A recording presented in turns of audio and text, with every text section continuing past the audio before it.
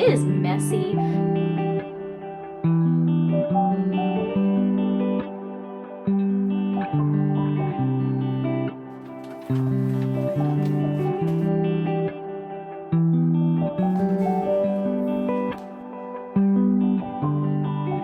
Hello, sweet friends. I hope you are well. We are on the cusp of a new season, the best season. We have autumn coming just around the corner. And I know technically on the calendar, it doesn't start till like the end of September. But for me, and I think a lot of other people, September 1st is really like the marker for a cozy season. And in my mind, I will accept nothing else. So I need to get prepared for this new season, and I thought the best way to do that is to do a proper decluttering, doing a bit of house cleaning, just getting some things in order so that I can be mentally prepared to soak in all that cozy season goodness. I feel like this is like my Super Bowl and a lot of people's Super Bowls because it's just such a lovely time of year, all the autumn activities, especially living here in New England, it just comes alive. And I want to make sure that I am in the proper headspace to be doing all those things. So I just want to get a little ahead of clearing a few things out, starting on a clean slate. I have my little list here. I'd like to unhaul some books. So there's some books I've been carrying from year to year, hoping I will read them in the autumn time, but I just haven't gotten to them and I don't think I will. So I want to unhaul some of my, not just autumn specific books, but just books in general. I've been due for an unhaul. So we'll definitely do that because sometime soon I am going to spend a day at Barnes and Noble's getting all autumn inspired books.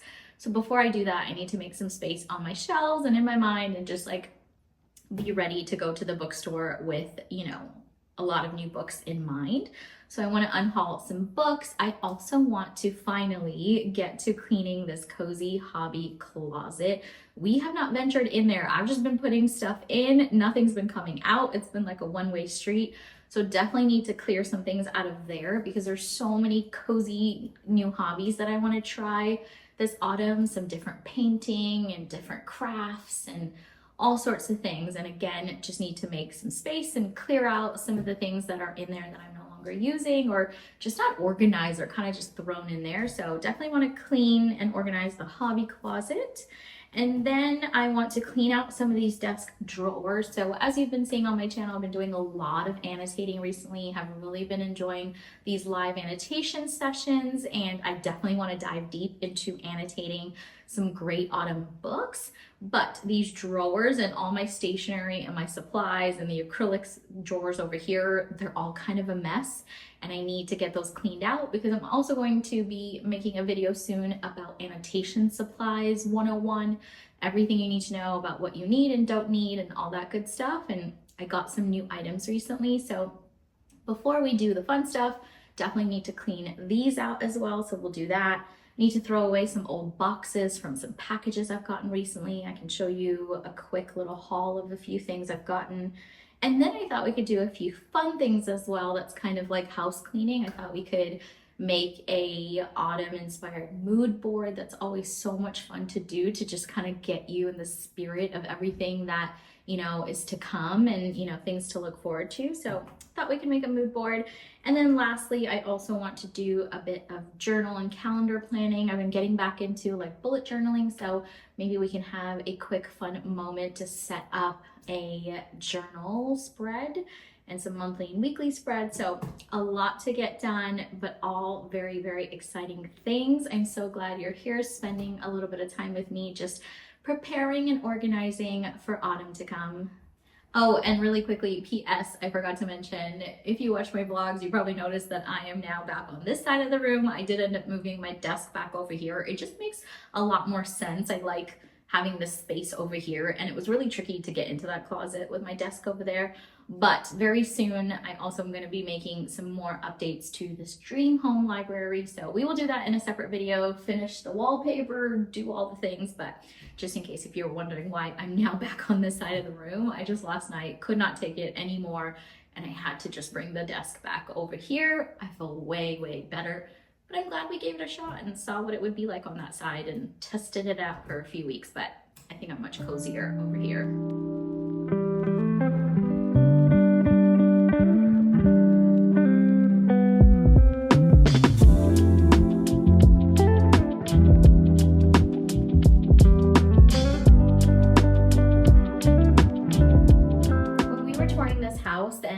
especially when we got this house, I knew exactly what this room was going to be. The second I saw it, I just knew it had to be my home library, my study, because of this closet. When I saw this closet, I instantly knew what was going to go in there. It was going to be all of my cozy hobbies, my crafts, my stationery, journals, all my puzzles, just all the things that I love doing. This was just going to be the perfect home for it. And unfortunately, since we moved in, life has been chaotic, new baby, new all the things. And so it's just kind of been like a miscellaneous dumping ground. There's like all sorts of stuff in there.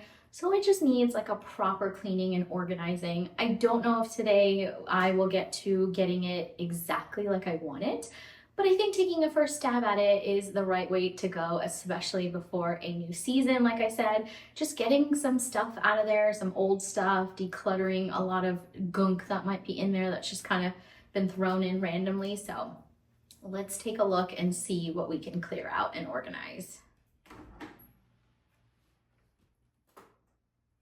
Oh my goodness, this actually feels quite vulnerable to be exposing myself in this way, but I'm using this as accountability. If I show you guys, then it will help me get organized and declutter a little bit. As you can see, there's so many shelves and drawers and all sorts of fun little nooks and crannies where I can be super organized with my crafts and hobbies and all the things. So it's got a lot of great potential. I just need to make it look a little bit nicer and make it a little bit more functional. But as you'll see, I've tried a little bit to get myself, you know, a little organized. Like if you look on this shelf here, have all my little Woobles kits. And then if you make your way down, I do down here have like an office supply space. I have like a little memory box. Up here I have some paints and different things. I'm not sure why I have like purses in here. Those probably don't belong in here. I've got a few scrapbooking items there. Over this way, you'll see some of my alcohol markers that I use for coloring. I also keep a little shelf for my son where I keep some of his extra crafts things. And then I don't know why there's like a little cat bag there. I think it has like random coins in it that I need to take to the bank. On this side, I randomly have extra books, most of my like middle grade books because they would not fit in my bookshelves that are out here. I also have the really thick Boys of Tommen series out here. And one day I do want to display these again in my actual study space. I just don't have the space right now, but what I was thinking is eventually when I do some of my study updates again, I think I want to bring back the shelves I had in my previous study where I had rainbow bookshelves, and I think they might look nice here if I put them up behind my desk again like I had previously, and that'll just give me a little bit more space to display a few more books. But for now, I think they're okay in here. And then randomly, if you look further down, I have a bunch of like art prints and different things, some more stationery sticker stuff. I have some wrapping paper down here that I think I need to get one of those like wire door frames that, or those little containers you can get behind the door to keep wrapping paper in. Some more picture frames and art frames. This is my journaling little area, and I have to talk to you about this in this video at some point. It is a new bullet journal sticker subscription that I signed up to. I'm going to show you that when I do my bullet journal later, but oh my gosh, so cute. So we'll have to talk about that in a second, but all my journaling stuff here. So I feel like I've tried to maintain like a little bit of organization just to give myself some credit. I mean, you'll see some like random camera equipment. There's definitely help needed. It definitely could be better, but for the most part, it's got a little bit of rhyme or reason, but definitely need to clear some stuff out. So let's get to it.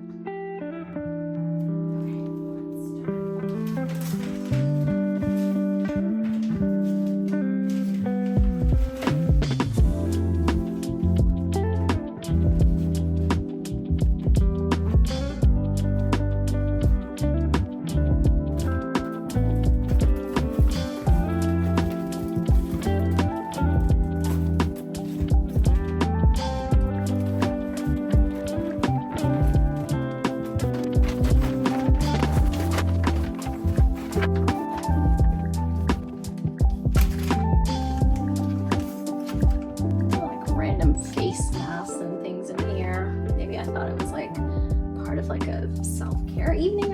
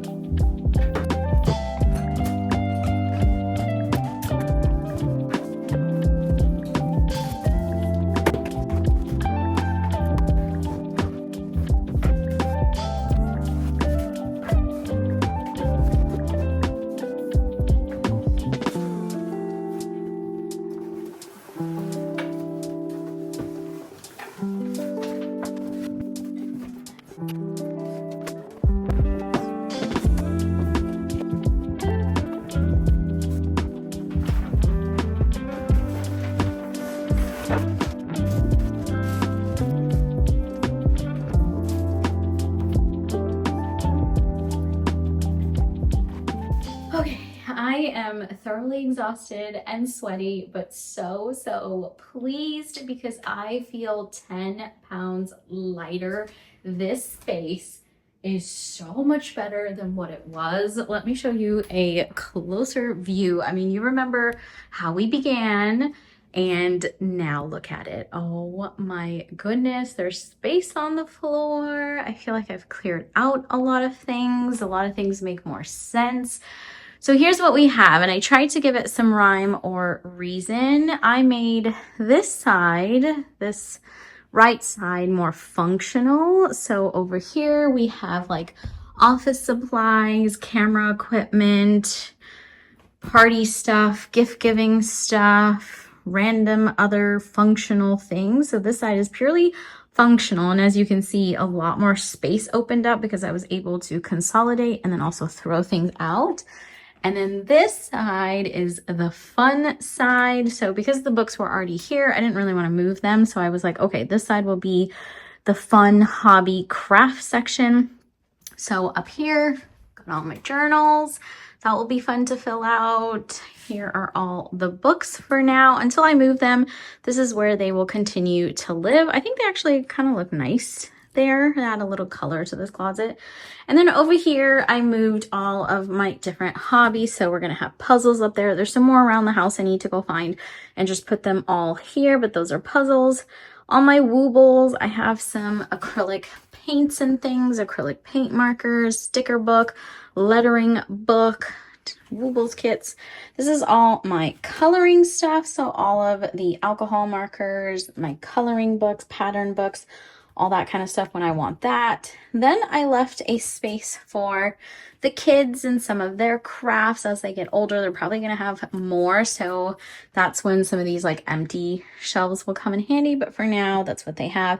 And then down here, I put my memory keepsake box, which I need to get a new one because that one's full, but different problem for a different day. And then I have my scrapbooking stuff down there. Now, don't get me wrong, this is definitely way more organized, has way more free space, but I did keep a couple of these middle drawers right here for some miscellaneous things. I just don't think you can get away with not having a miscellaneous drawer or area in your house. Some stuff just doesn't have a classification. So I didn't want to be too hard on myself, and I left a couple of drawers for miscellaneous and kept the bottom drawer for some more keepsake memorabilia stuff, and then a few empty drawers up there. So I love the fact that I was able, I don't know why I always say we, it's just me over here sweating. I left some of the shelves empty, so it gives me room to work with. Like I mentioned, this autumn, I have so many more cozy hobbies that I want to get into, new things that I want to try. And now I have the headspace to add a few more things. But what this did also teach me was that I want to be mindful of consumption and the waste. I mean, to some people, even this looks like a lot, and you know, maybe it is, but to me, as long as I'm making a conscious effort to be mindful, I feel like even that counts. So I don't want to completely ever fill up this entire closet. I feel like I should constantly be decluttering, like maybe every season, every couple of seasons. Just make sure, you know, if things are not being used, then they can go to Goodwill or help somebody else or donate some books or whatever it might be. So I don't ever want to completely fill it up, and having some breathing space and some, you know, open space actually makes me feel good. So maybe we will keep it this way, but I do know at least there's room for a couple of new hobbies that I want to try out this autumn. I'm looking over here at this mess. It is quite atrocious. There's a lot going on, a bunch of stuff I need to put in different parts of the house, a bunch of stuff to get rid of. We'll find a new home for the wrapping paper, or if I get that wire rack from my study, that needs to go with the bags, some trash over there, the wallpaper I need to do in this study, some different bags I need to put in different parts of the home, and then some artwork. But you know what? Looking at this doesn't make me feel scared, because this makes me at least know that it has gotten out of here where it does not belong. So progress has been made. I feel so much better about all of this. I mean, just having all that free space and being able to just walk in and feel light and breezy is already making me feel really excited. So I'm gonna go take a quick break and then we'll keep going, maybe with unhauling some books.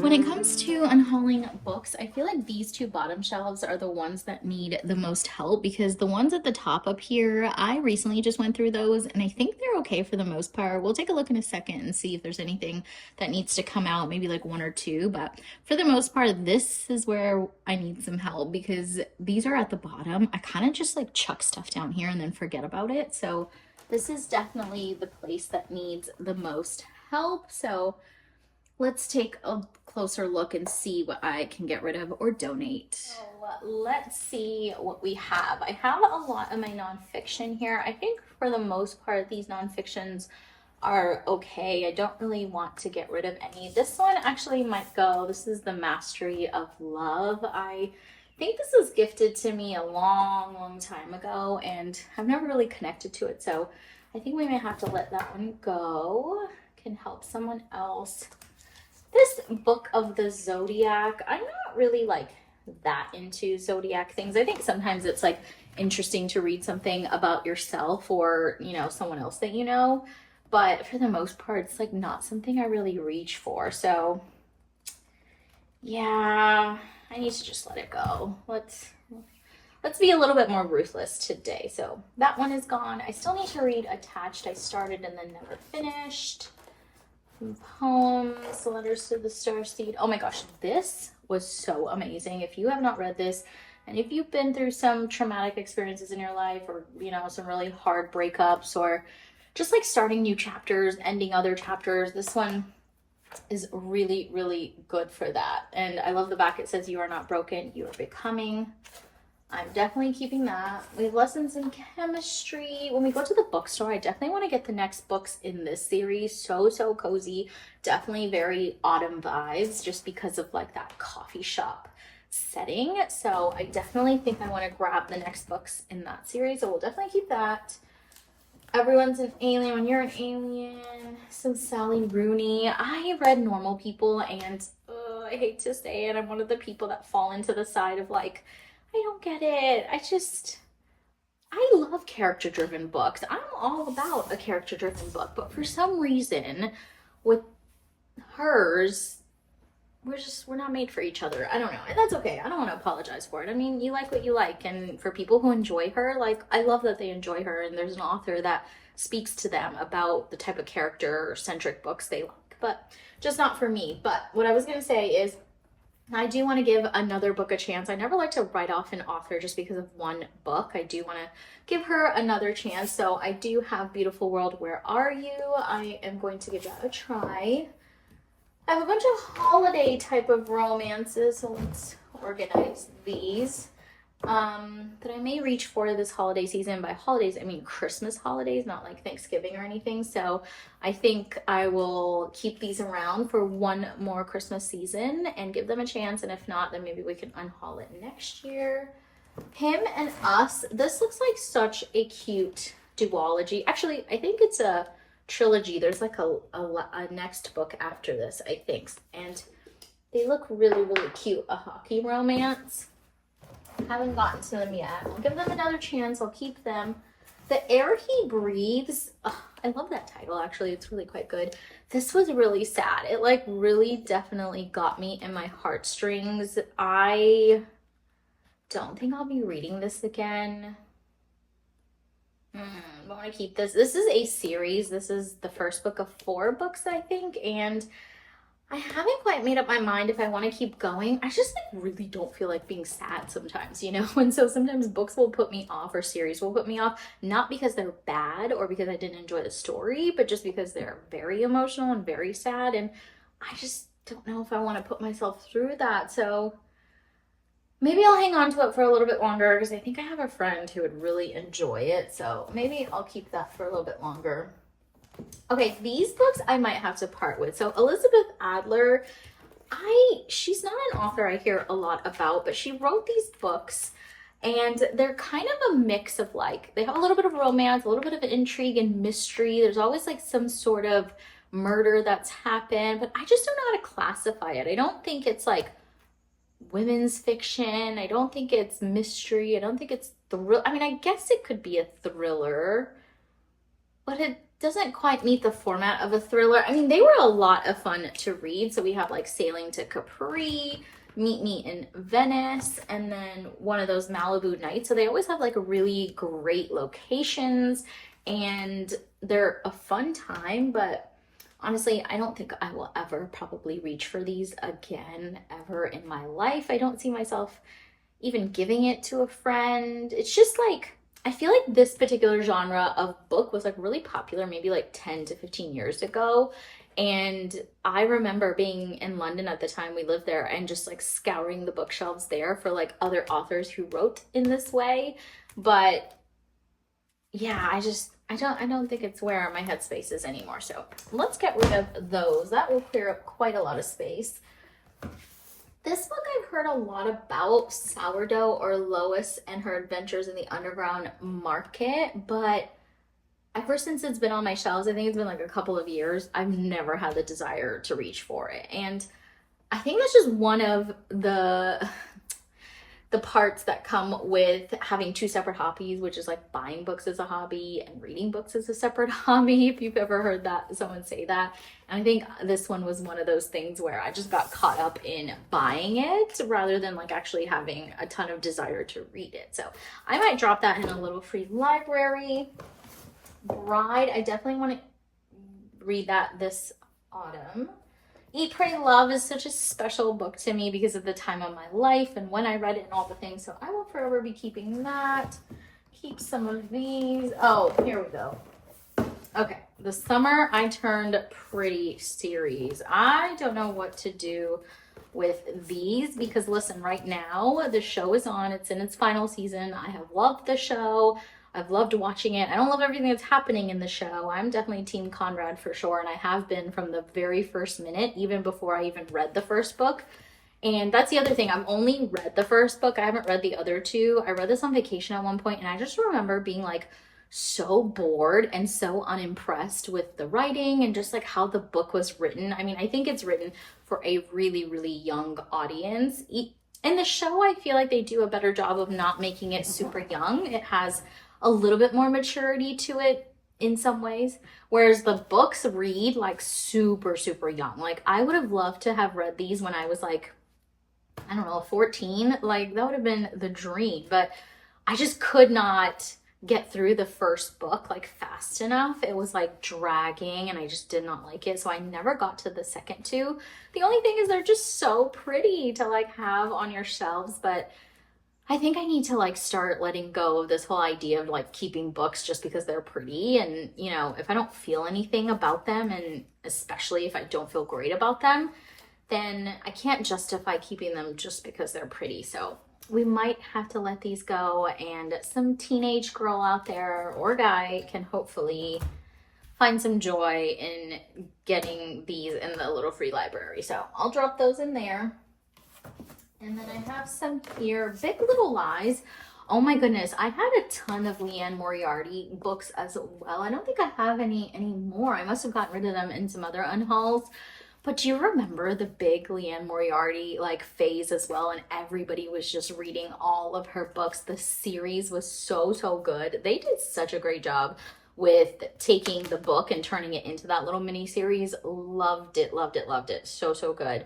And I held on to the book because I was like, oh my gosh, I love the series so much. Like, would I want to reread the book? But I feel like it's one of those books that like once you know what's going on, once you have some of the plot twists revealed, and once, you know, you've kind of enjoyed them thoroughly, it's hard to kind of step back into that world. Like for me, I don't get anything out of a reread from a book like that. Like I enjoyed it in the time it was released. I enjoyed it when the show came out. I kind of like skimmed through it when the show was on and just like loved the moment and the season of life that this was huge, but I don't foresee myself revisiting that. So I think we'll get rid of that as well.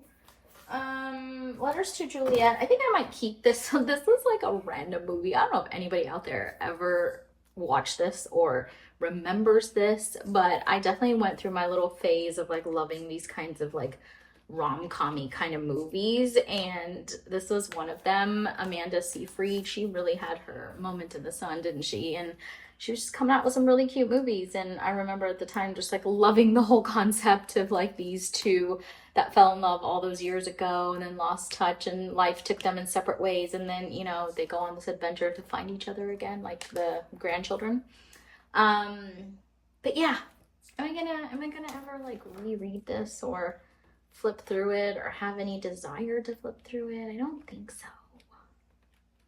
It's a really cute book. I like really struggle. I don't know if I have like a hoarding tendencies. I don't think I do, because I will happily declutter things, but I definitely have something in me that wants to hold on to like sentimental things, even though I probably shouldn't. Okay, look at that. We made quite a bit of space here, which is so refreshing to see. I'm gonna go to the bottom shelf here. I have this book, Corrupted by Emi Yoshida. So fun fact, my husband works in consulting, and at one point when we lived in London, he had Penguin Random House as his client. And when he would go into their offices, they had this one room where they just had like a bunch of books in there, like extra copies. And if you worked there, you could just take books home and like take new books home every week. And he would always try to find books for me, like thrillers and romances and different things. So this is one of the ones that he brought home on one of those trips to that room, and I enjoyed it when I read it, but I couldn't tell you a single thing about it now. Oh, it's this lady who like meets this Australian businessman. He like gets her to fall in love, marries her, takes her back to Australia. It's set in England, but he takes her back to Australia at one point, and then I think he like turns out to be like super controlling and kind of cuckoo. And so it's the story of like how she tries to escape him, but he like comes after her and tries to keep her in her little cage. And yeah, it was interesting. Probably will never read this again, so let's get rid of that. Then I have all my Colleen Hoover books. Now, I have a complicated relationship with Colleen Hoover, because if you want to talk about like all the controversy with It Ends With Us, I don't even want to open that can of worms. That is a whole big thing. But for me, the experience of reading that book, like all those years ago, I actually read it in 2016 when it first came out, like before it was big. And I really liked it at the time, but then everything that's happened since, and I just, yeah, I don't know. And then because of that, you know, I read a bunch of her other books, and when you read them for the first time, you like kind of buy into what she's trying to sell. You're like, okay, wow, this like really crazy thing happens, and then people work through it, and like there's supposed to be like these deep and meaningful romances. But then when you start to like strip the layers back of like, wait a minute, what is actually happening? Like for instance, like in November 9th, this, when I first read it, I was like, whoa, what an interesting story. And they meet on November 9th every year, and you know, like how fascinating and blah, blah, blah. But at the heart of this story is like arson. And you're like, wait a minute, hold on. That's not supposed to be right. Like that doesn't make sense. Like in the real world, it really shouldn't be a thing. So it's things like that. Like I don't know like what to do with her stuff, because when I read it, I remember like in my naive state back then, just like enjoying the books and having a good time with them. But now I'm like, have complicated feelings about them, but does that negate the good time I had back then and my experience of reading it then and my memories of reading it then? I don't know. So that's why it's a little complicated. So I may just leave those alone for now, because I'm not ready to like dive into that little can of worms. Okay, speaking of complicated, here's another set of books I don't know what to do with. It's the Crazy Rich Asians trilogy. Of course, Crazy Rich Asians is like one of my favorite movies of all time. I love the Asian representation. Just loved everything about that movie. Every single thing about that movie. And then obviously they had so many politics around the sequel of that movie, and it never got made. And like, that's just so unfortunate. I hate that it never got made, and I hate because of their stuff and dramas that the public did not get to enjoy, you know, another insight into Asian culture and just like how rich it is and what it has to offer. Like I just hate that the general public didn't get an opportunity to dive deeper into that world. But with the books, I've read the first two. I haven't read the last one. Man, these books are like, I don't know. You know how when you watch the movie, it leaves you feeling like really lighthearted and it's funny and it's just like a breath of fresh air. Like when you watch it, it's always a good time. It's like a pick me up. You can watch that movie anytime you need to, you know, feel a little happiness and joy. These books were like good, question mark, but they were really dense and hard to understand. There's a lot of like words used in this that you have to kind of read the footnote to understand what they are, which, listen, is not a problem. Like, I love learning about other cultures. I love learning about different traditions. Like, it's really, really cool. But it was to the point where, like, on a single page, there would be like 20 of them. And so you're like constantly referring to the footnote. And then I'm confused in like what's happening in this. So maybe it's a me thing. I have no idea. It's definitely probably not the author's fault. Probably a me thing in how I consume books. But I just did not have the best time reading these and didn't find it as enjoyable as the movie. But if they ever decide to make the second and third movie, I'm like, am I going to want to revisit these? At least, like, you know, flip through it? And will I ever want to read the third book? I don't know. So I just don't know what to do with these because they're not my favorite books. They're not my favorite writing style. I don't associate reading the first two with a good time. But I just don't know, like, what if one day they do make those movies? So, let's leave them down here for now. Okay, we're being easy on ourselves. Let's just leave them down there for now. The next book I have here is Key Lime Pie Murder. Oh my gosh, my foot's asleep. Key Lime Pie Murder. This is when I thought I was gonna get into my cozy mystery era and never did. I think I read like the first couple of chapters. I want to buy into the idea of cozy mysteries. I really do. I want to be a girly who reads these in autumn and just like, you know, loves solving the little mystery. But like, I don't know. Please, somebody out there convince me. Tell me to read a cozy mystery if it's worth it or not. So let me just keep it if somebody out there does decide to compel me to read it. What else is going on down here? So this series I have not read yet, The Kingmaker and the Rebel King by Kennedy Ryan. All I know is Kennedy Ryan is an amazing author. So I definitely want to get to those at some point. Okay, Ivy, this was interesting. It's on Kindle Unlimited if you want to read it. It had a lot going on and I like the aspect of having tons going on. So it kind of felt a little like Gossip Girl where you have like so many different characters and so many different problems and like toxic relationships and crazy family dynamics. All of that kind of stuff. And it was interesting, but what I did not understand was like at the end, when you kind of unraveled some of it, there was like no real point to it.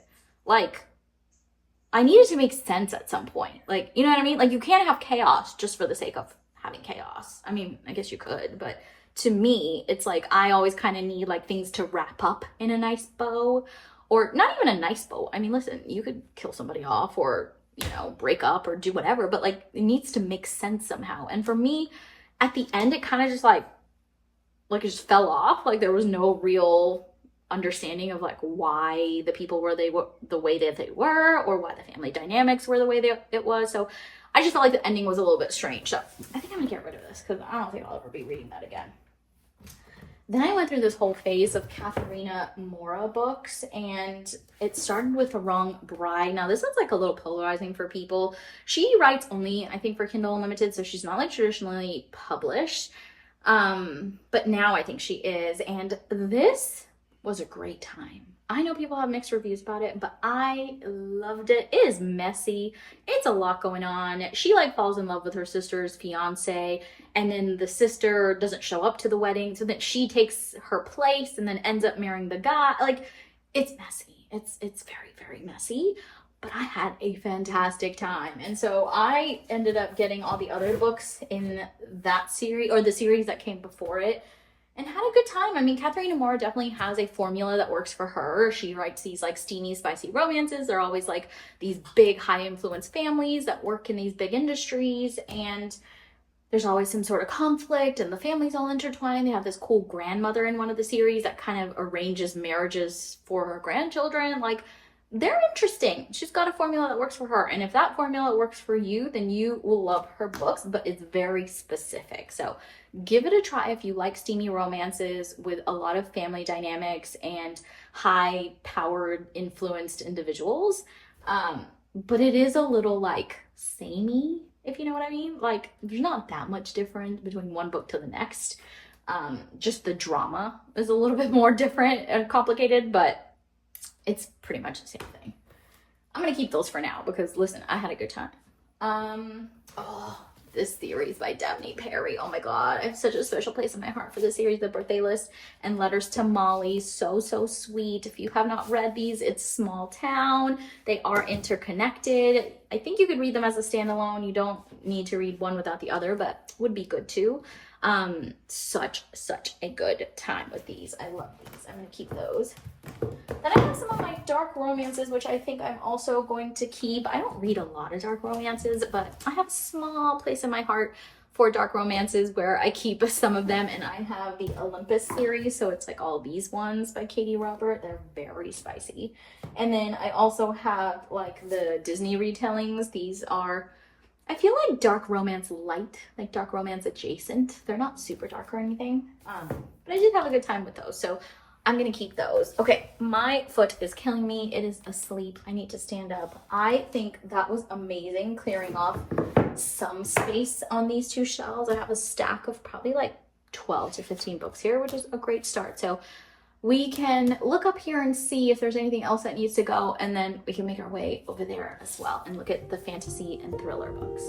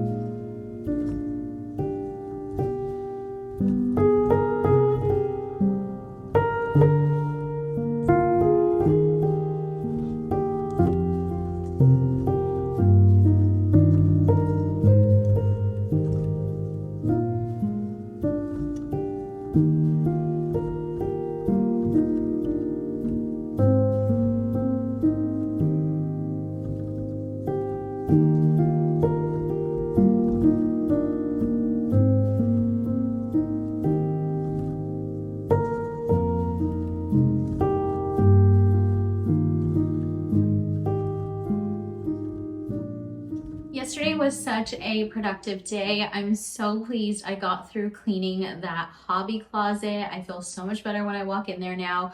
So I'm really glad about that. I'm glad I unhauled some of the books that I've been hanging on to for far too long.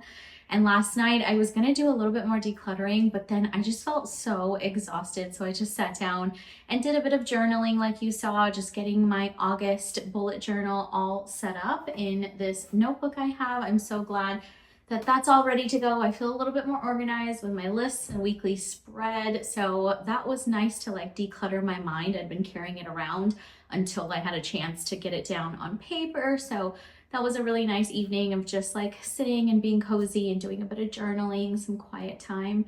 And this morning I wanted to just finish up the unhaul process. So I kind of went through the fantasy shelves over here. I don't have too many books over there. I do want to get some more this autumn because I've been feeling in such a fantasy mood. But I needed to make a tiny bit of space, and for the most part, I have books over there that I really want to read and I want to keep for a little while to give them a chance. But I grabbed a couple that I do want to get rid of, and the first couple are the Daughter of the Pirate King and Daughter of the Siren Queen. These are a little bit older. I know they were such a hit when they came out. I only managed to read the first one and it was okay. It was very simplistic. It read very young. I think it is a YA, so fair enough. I hate that they kind of give away like some of the intrigue from this book in this book title, because it says Daughter of the Pirate King and Daughter of the Siren Queen. And the Siren Queen is a little bit of like a mystery in this. Like, you're not supposed to know that she's like the daughter of the Siren Queen. So I don't understand the title of that. It kind of gives it away, but I never really gave it a chance because I wasn't that impressed with the first one. So I don't know why I'm hanging on to them. I think these will make someone else very happy, someone a little bit younger. Again, it's one of those books that if I read when I was a teenager or maybe early 20s, it might have been a little different of an experience, but at this age, I need a little bit more. So I'm gonna get rid of those. And then I also have here, I don't remember the name of this series, but it's the one that has A Curse So Dark and Lonely. These are, well, at least the first one was like a Beauty and the Beast retelling, and I actually found it to be quite interesting. I really enjoyed the first one. This, I believe, is also a YA, so I was like really in my little like YA fantasy era for a second there, and I had a really good time with this one. But then book 2 and book 3, so A Heart So Fierce and Broken and A Vow So Bold and Deadly. Love these covers though. Those two were not a hit for me. It took me ages, I remember, to get through them, especially that last book. And I remember it ending on like kind of a weird note. It was a little anticlimactic for me. Just there was all this buildup, because at the end of this one, there is a little bit of a twist. It's like a medium-sized twist, I would call it. It was decent. And so I was really excited to read the next two, but then they kind of just, I don't know, it was anticlimactic. Like I said, it didn't quite live up to the hype that was like building in this, and a little bit was built in book 2, and then book 3 was just kind of like, kind of teetered off. So I would give this series maybe like a 2.5, I hate to say, but the first book was pretty decent. I'd give the first book maybe like a 3.5 stars. The rest of it, yeah, maybe like a 2.5. So I don't need to hang on to these as well. They were lovely in the time I read them. And the second and third, not so much. So I think I will hand these off to either the little free library or the used bookstore or somewhere like that. I'm gonna add it to that pile over there. We have quite a big growing pile of unhauled books, and usually I would be feeling some kind of way about that because I would just be like scared to get rid of things. But I don't know, lately I feel like in this season of life I've been okay parting with old things. Like I'm very, yeah, it's very unlike me and off-brand to be so okay with decluttering so much, parting ways with so many things, but I'm just welcoming some new energy into my life. And speaking of new energy, I sat down earlier than when I'm filming this, but after the unhaul, like in the afternoon, and I sat and did my mood board for the upcoming season. I love creating mood boards. They are so easy to do. It doesn't require very much thinking or very much energy, and I actually find it to be quite a cozy hobby. So I decided to make this one like I always do, just looking through pictures on Pinterest. It's really easy to do. You just kind of type in keywords that resonate with you. So for me, I'm more of a soft autumn kind of girl. I'm not really like a spooky season girl. I'm more of a cozy season girl. So for me, I like some of those kind of softer vibes for the autumn season.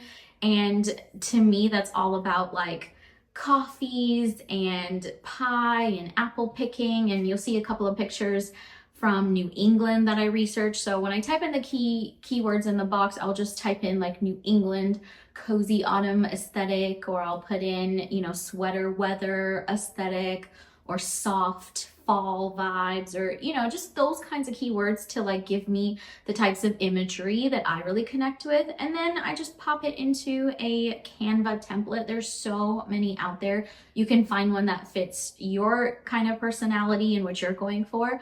I like the horizontal ones because I like putting it as my backdrop or my wallpaper on my laptop. And sometimes I'll also print it out and like put it up in my study. I've done that in years past.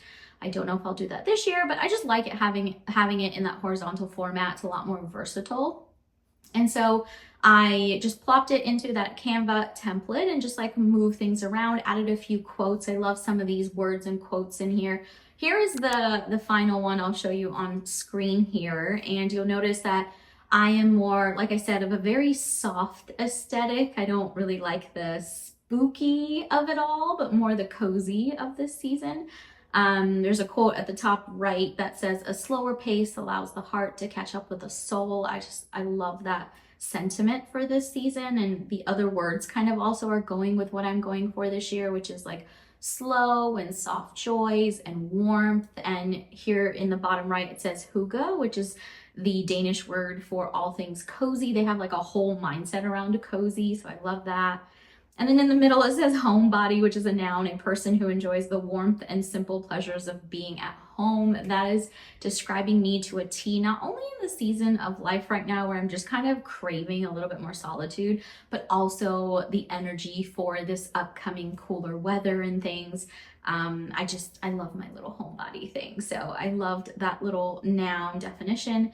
And then at the bottom, it just says there is beauty in just being. That's just a reminder for myself to continue to stay present, to stay grounded, just kind of savor all of these moments and really just be where my feet are. So I love the way this turned out. I'm so tempted to use it as my desktop wallpaper already, but I'm not going to do that because in the spirit of being in the moment, I want to enjoy the last few weeks of summer. We still have a few summer outdoor New England activities left to do on our bucket list. I will show you those in a couple of weeks, but I want to savor the last little bits of summer before we officially make the changeover on September 1st.